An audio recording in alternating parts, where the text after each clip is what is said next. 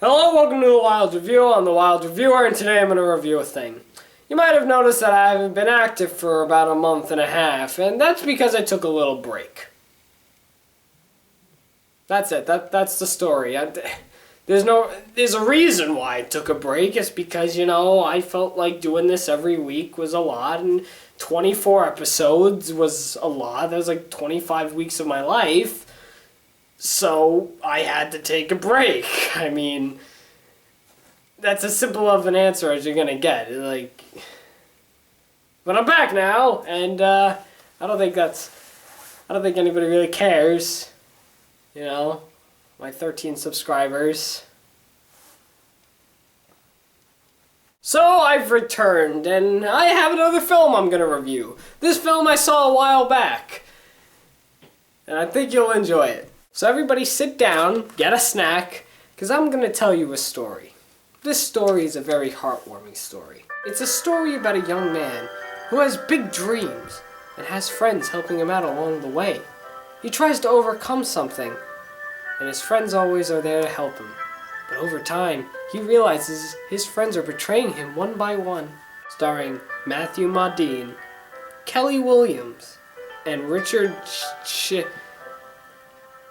and Richard, in a very heartwarming film, Flowers for Algernon.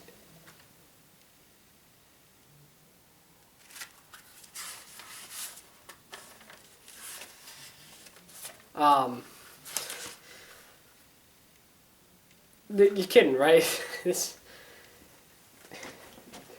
Josh, please tell me you're kidding.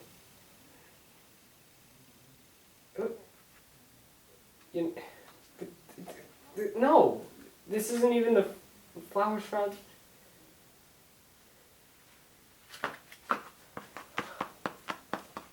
So, there's a.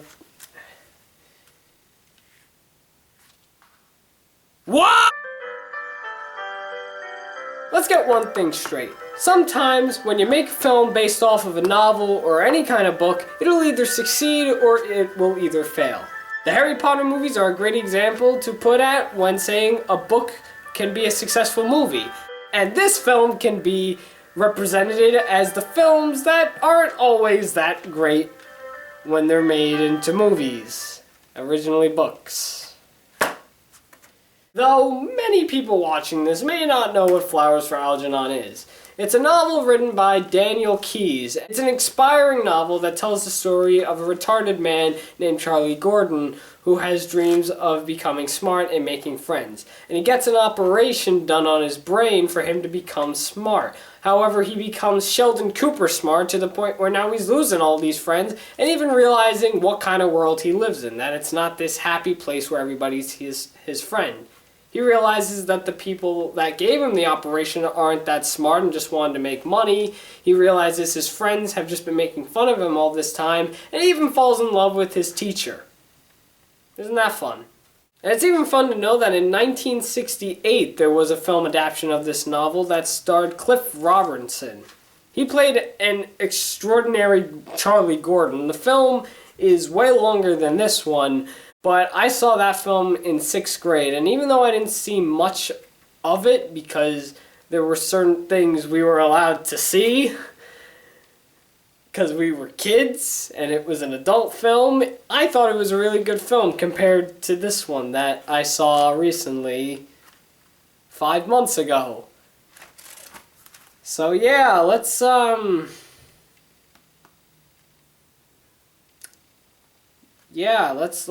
dive into Flowers for Algernon, the TV movie. At least I'm pretty sure it's the TV movie. It looks like a Hallmark movie, in all honesty. So it starts out with a bunch of retarded people. Psst, no! Sorry. We're going to use the nice word for this. Special ed children.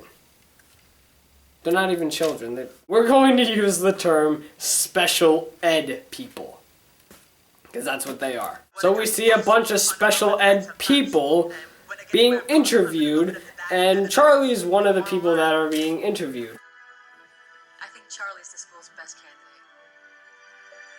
All of them individually are saying what they want to be when they get older. We then get a totally different scene from what we just saw, and we see Charlie working at Donner's Bakery, where... I need you to pick up that bread pan and drop it on the floor.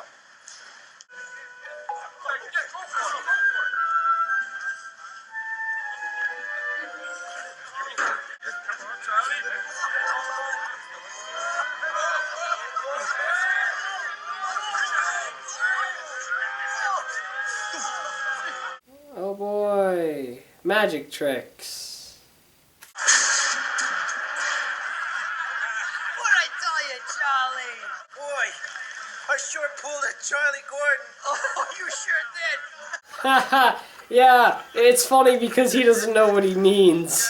Later on, we find out that Charlie has been chosen to have the experiment done on him, as Dr. Strauss and Bert think that he is the smartest one and will be a perfect subject for the experiment. He's looking for someone to do an experiment with. What kind of experiment? Well, it involves an operation, and a lot of things even I don't understand. But it's very safe, and it's worked very well before, except it's only worked on laboratory animals. You know what's interesting about this film? We're already at this scene, and yet we don't get to this part of the story in the novel until probably page 40 or in the 30s. We don't really get up that far. Later on, we meet Bert as we see him put Charlie through a whole bunch of tests to see exactly how smart he is. Says finish, that's where you want to get to, all right? By the way, I should probably mention that Charlie's IQ here is in the 70s. Fun fact. During one of the tests, which includes Charlie going through a maze, he meets Algernon. The next day, he has an operation. Charlie. Yes, Doc. Oh, that was quick. Just jumping right in there. You're not even taking your time. See, the old movie, the 1968 movie, it took its time with the operation. We got to learn who Charlie was.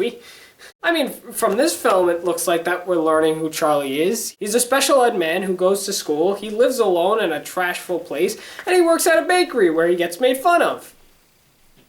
What else do we need to know about him? Also, during the operation, we get a whole bunch of pointless flashbacks.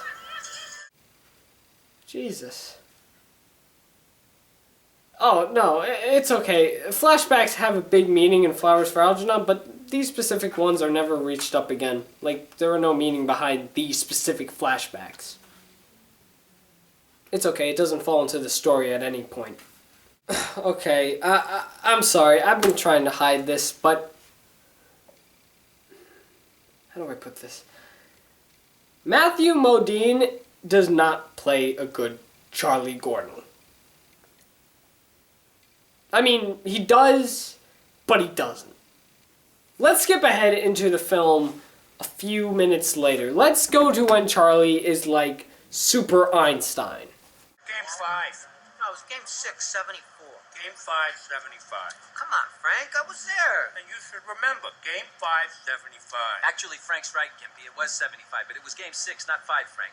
See, what happened was the game was tied 6-6, the bottom of the ninth. The bases were loaded when Fred Lynn flied out to George Foster, who threw home to Johnny Bench for a Denny Doyle tagout. Cincinnati went on to win the series. Boston's been in agony ever since. You see that? You see that scene?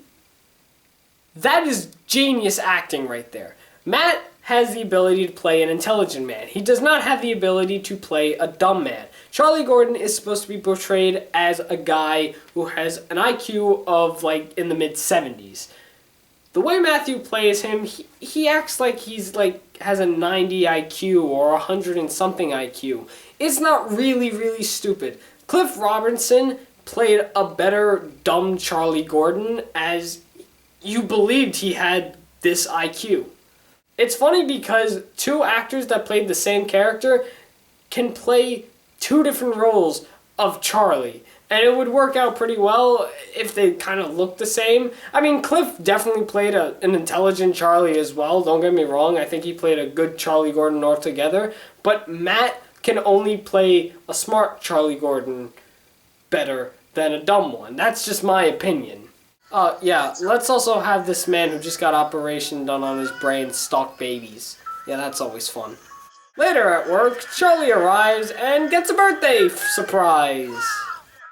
What happened to Oliver? Charlie, Oliver got fired. Mr. Donner's looking for a replacement, but he's got to run it himself in the meantime. How about that, huh? Wait. Okay. What is going on here? Is it a birthday party? Is it like one of those days where it's like, oh yeah, here's a cake, your dog died? Is it like one of those situations, or what is going on here? I don't understand. Over time, we see Charlie getting smarter and... See, this is the main problem with the film. It's rushing. That's my main problem with this whole film. It's just rushing. The old film took its time. I feel like we're rushing as if we have to go somewhere. We're rushing.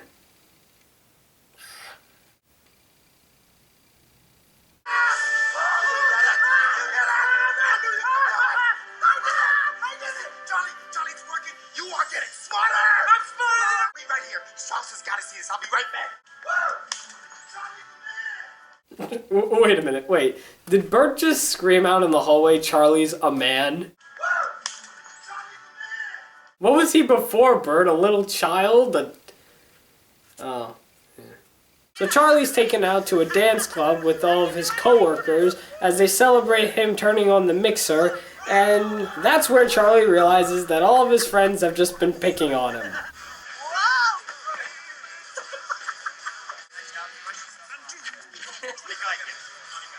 I don't make fun of you, Gimpy. Ooh, burn. Later on, Miss Kinnian pays Charlie a visit, and Charlie starts having weird flashbacks. And then we see him telling Strauss his flashbacks. Specifically, the one about Harriet, who we really don't get any information on. We just get the flashback. We learn that he has a rough childhood.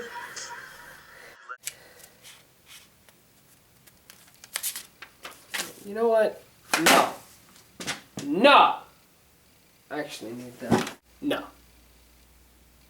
I'm done reviewing this, actually. You thought you were going to get a whole review? No. I'm just going to set this straight. This is terrible. Actually, I don't want to be rude. It's not terrible. I won't go that harsh. It's bad. I don't like this version of Flowers for Algernon. I don't like it at all. I think it's horrendous. Want to know why? Well, let's start off with my big problems about the film. I've already talked about my issue with Matt. I think he's a terrific actor in this. He plays Charlie as a smart guy great. I'm not saying I hate Matt altogether in this film. I think he did a pretty good job playing a smart Charlie. But he does not play a convincing dumb Charlie.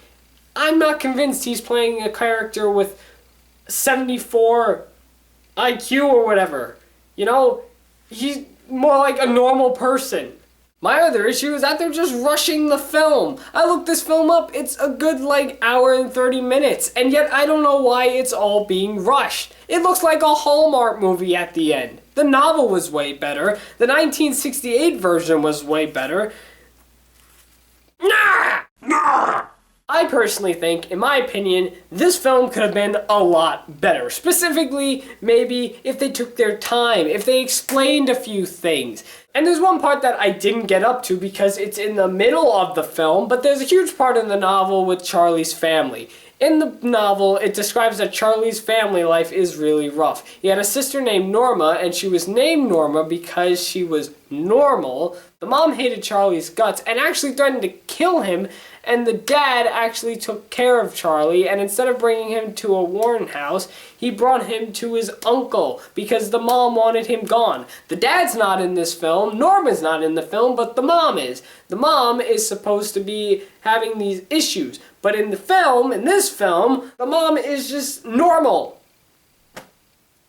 You know, she's supposed to kick Charlie out. She's not supposed to actually care for him. And I know that sounds pretty harsh, but no, if you're gonna make a movie based off the novel, you have to do some things right. That's like, I don't know, making the Harry Potter movies and being like, yeah, we're not gonna use Ron, we're gonna replace Ron with a different character. You can't just replace a character. Similar to this, you can't just alter their personality. You can't get rid of characters. You can get rid of some, but you can't get rid of all of them. And that's really all I gotta say, because that's all my notes are. These are all my notes. I didn't care to watch this film a second time. The ending makes it look like a Hallmark film. And it does. If you watch the ending, you could just see the Hallmark logo. Of course it doesn't, but I'm pretty sure this is how the film would look if it ended. Bye, Miss Killian. See you tomorrow.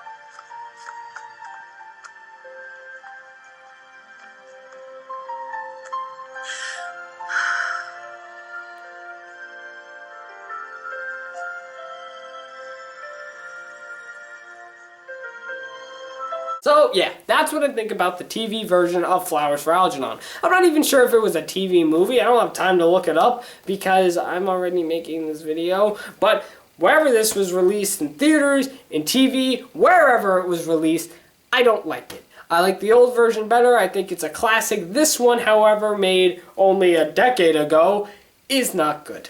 So, that's what I think about the Flowers for Algernon movie starring all these different people. Now I want to hear what you people think of it. Did you ever read Flowers for Algernon? Did you see the 1968 version of it? Did you? Did you not? I don't expect you to. Did you ever see this film? Did you like it?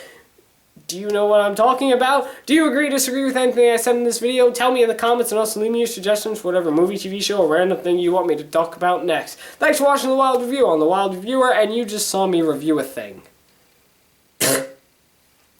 Oh, I should probably mention I'm sick.